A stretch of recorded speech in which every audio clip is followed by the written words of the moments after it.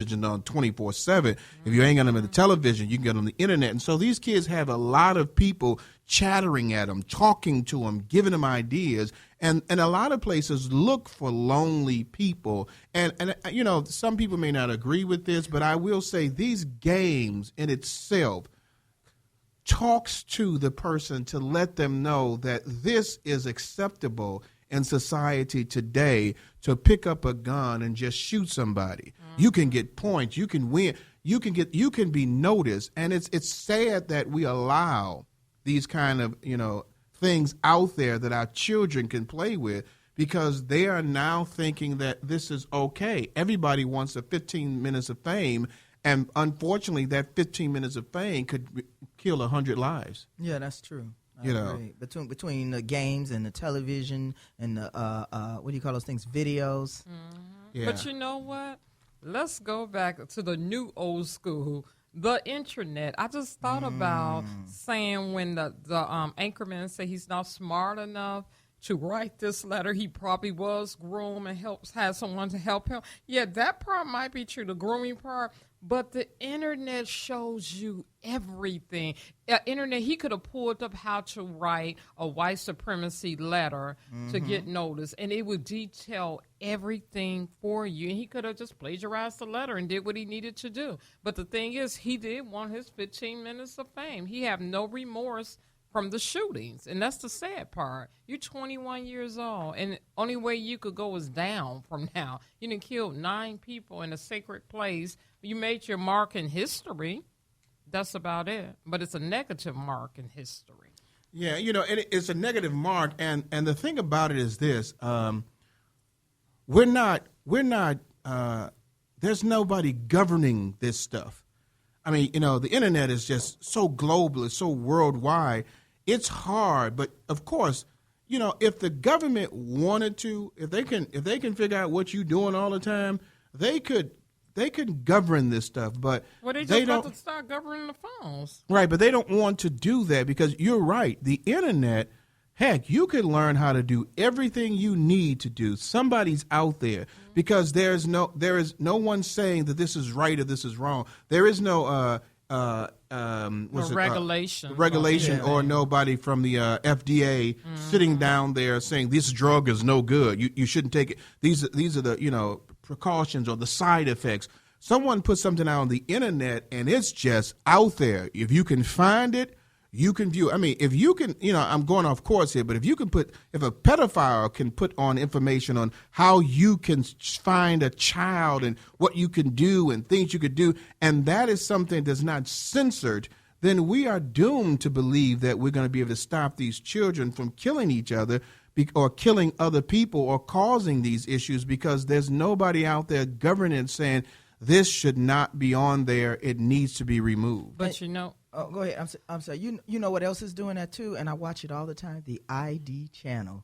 It tells you how to do everything, killing and murdering and all of those things. And those kids do it for the same reason. Well, you know, you just said that the show shows you killing and stuff like that, and then Brenda says she loves the show. But you know what? And so now we've got to worry about her. You say 1 out of 3 is, you know, is probably going to have an issue. So we already know that there's which one. Third it is. We already know which one has the issue. I love that show for that reason, because it does show you the tactics and the technical things of why people do things. And the thing is, like you said earlier, Rick, art does imitate life. And when it comes to a certain TV show, which is Murder in the First, excellent show on TNT, their premiere show for the season, it was a bang.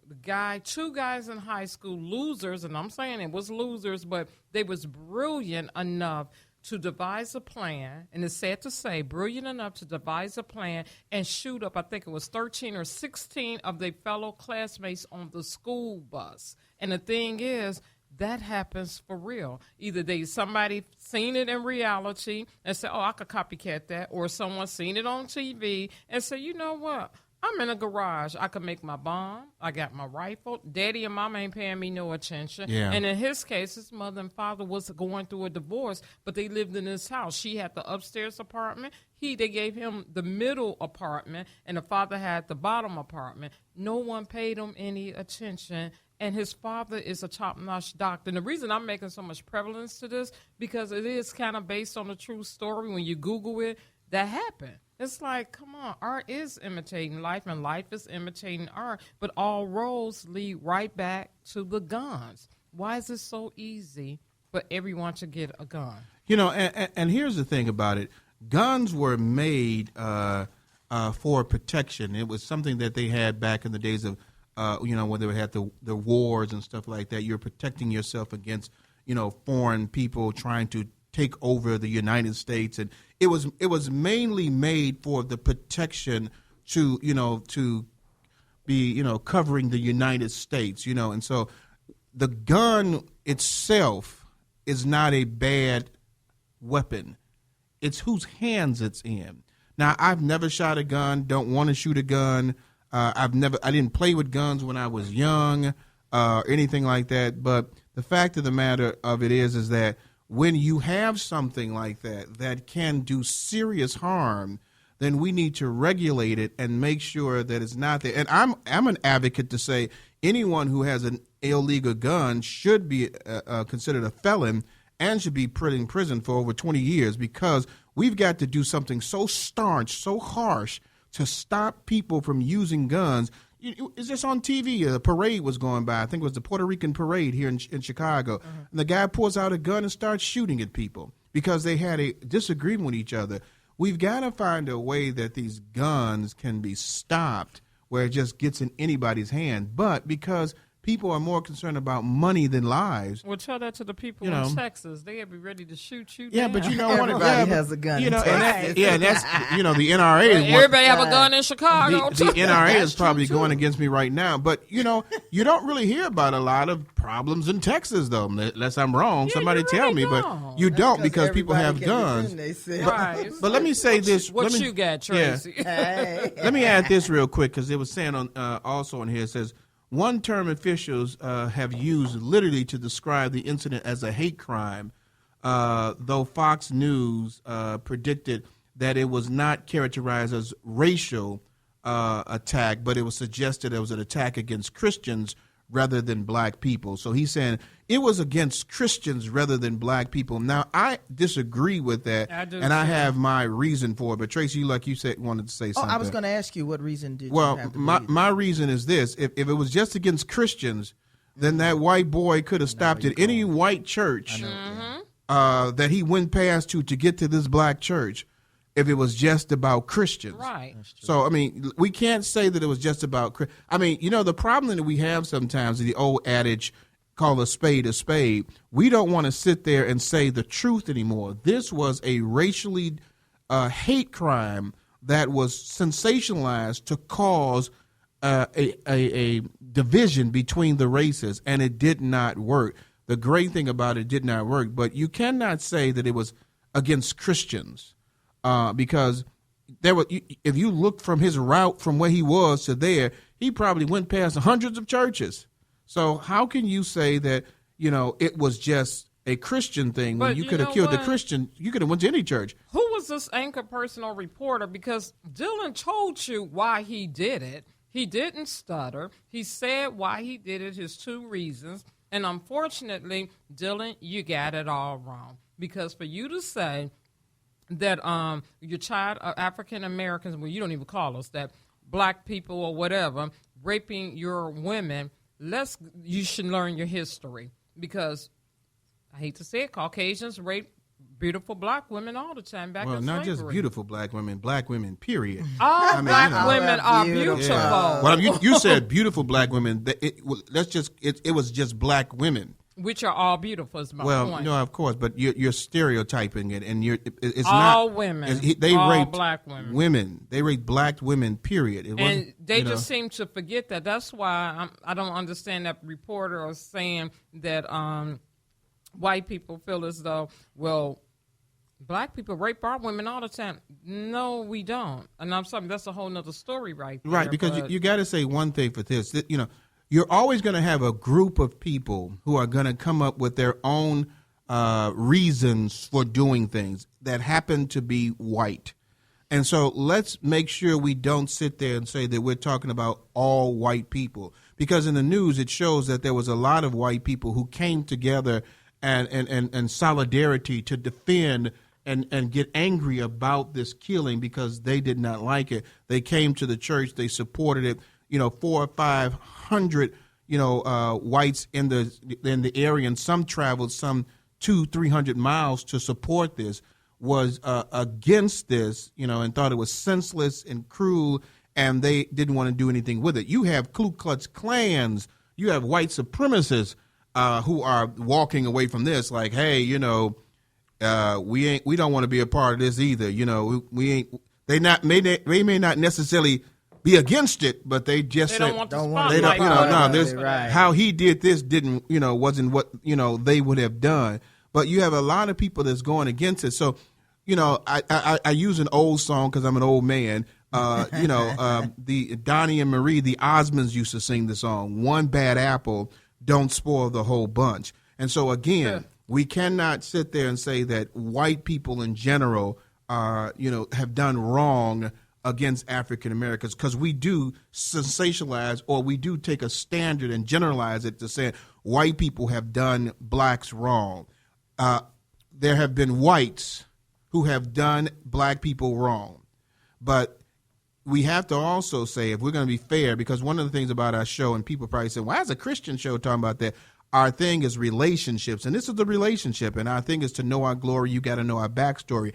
Everything has a backstory. If it wasn't for people like a Jesse a Daniels Ames, who fought against this. She was a Texan who fought against her own people. She was a white civil rights person fighting against her own people, saying that you can't be lynching black people under my name or for women because I'm not your property and you're doing it wrong. And then another woman said, you're revolting against chivalry, when she was back then. So she had people coming against her. So we have to say this much, and I know some black people may not like this, and I'm sorry, because I'm just going to be Christian and right. If it was not for white people standing up with us, then we might still have a lot of issues today. We've got to recognize that all are not bad, because just a few, and I hope white people will think the same about black people.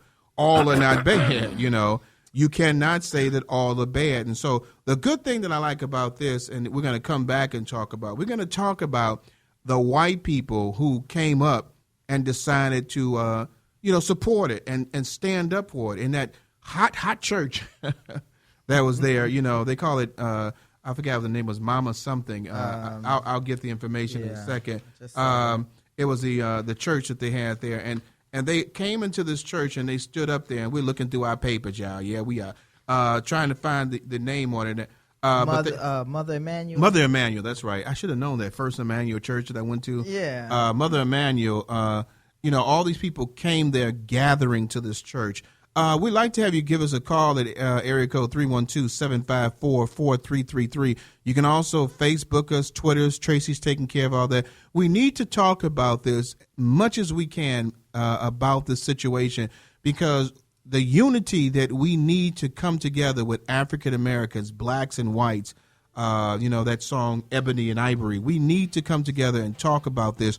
So if something ever happens like this again, we're prepared for it and will not allow it to destroy the beautiful home called the United States of America. We'll be right back after these commercial breaks.